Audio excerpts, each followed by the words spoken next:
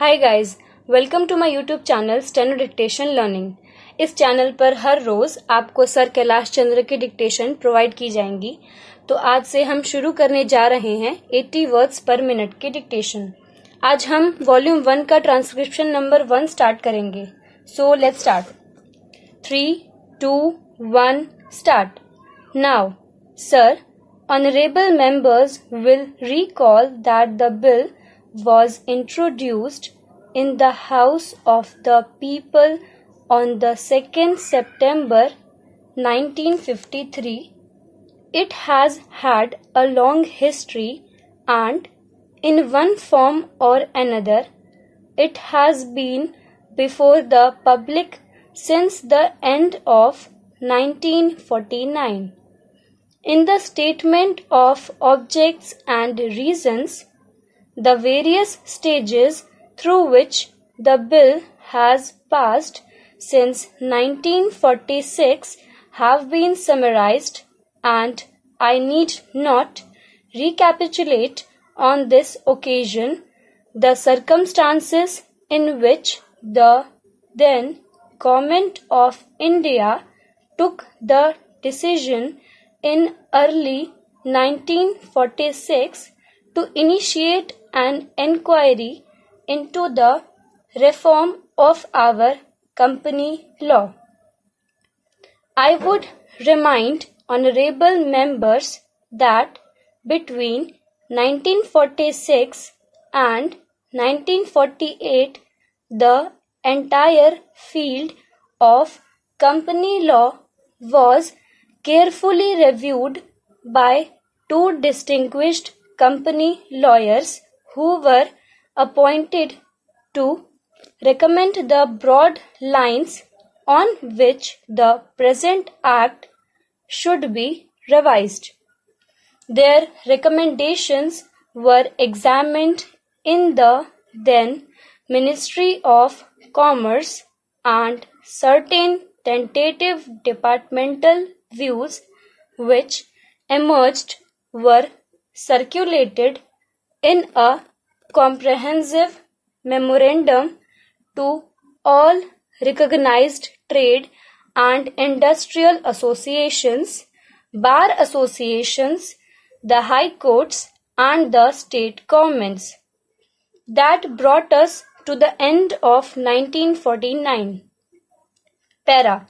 Many representations on this memorandum were duly received from chambers of commerce, trade and industrial associations, state governments, and the general public.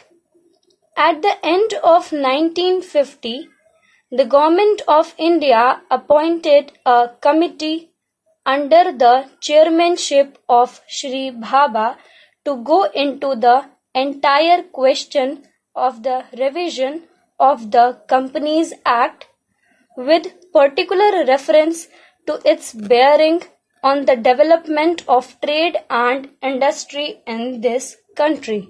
Para. This committee examined a large number of witnesses in many parts of the country and submitted its report in March 1952.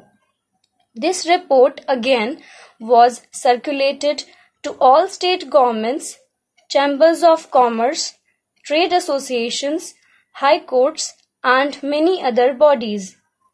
At the same time, a special officer was appointed in the Department of Economic Affairs, Ministry of Finance, to examine the report in the light of the views received from the interested public and to submit proposals to government for the revision of the present act. The bill now before the House is based largely on the recommendations of the Company Law Committee, modified in a few particulars. Honorable members will notice that so far as public relations go, the bill has covered adequate ground in a measure like the Companies Bill, however, which covers the entire field of the operation of joint stock companies.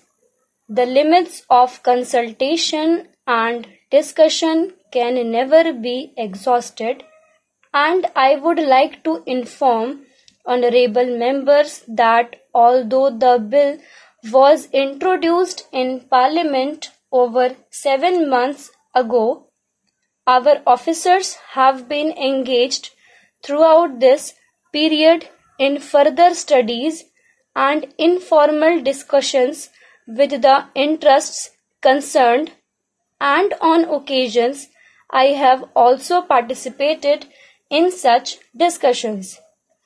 I have also given some further thought to some of the issues arising out of the bill, and I propose at the appropriate stage to bring before the Select Committee any changes in the provisions of the bill which seem to me to be worthy of consideration in the light of this further examination. No honorable members will have noticed that the bill contains 6 clauses and 12 schedules. I think it is probably one of the longest legislative measures in recent legislative history, but its size might be regarded as misleading unless I make a few comments. The bill is both, one must remember, a consolidating and amending measure. As mentioned in the Statement of Objects and Reasons, this is the first opportunity which has occurred since 1923 for the consolidation of the Companies Act. Advantage has been taken of this opportunity to redraft several long and complicated sections in the present Act, which have been split up into a large number of clauses. This is the largest single factor accountable for the increase in the number of clauses in the bill. New clauses embodying substantial changes in the present law would hardly constitute more than a small fraction of the bill. Para. I would also draw attention to the structural changes in the bill to which a reference has been made in the Statement of Objects and Reasons.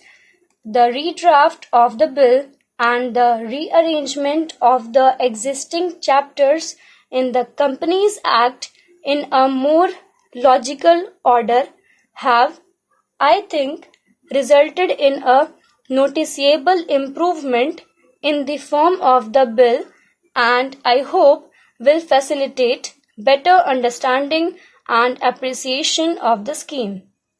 I wish that the Act, which came into effect long ago, was implemented properly.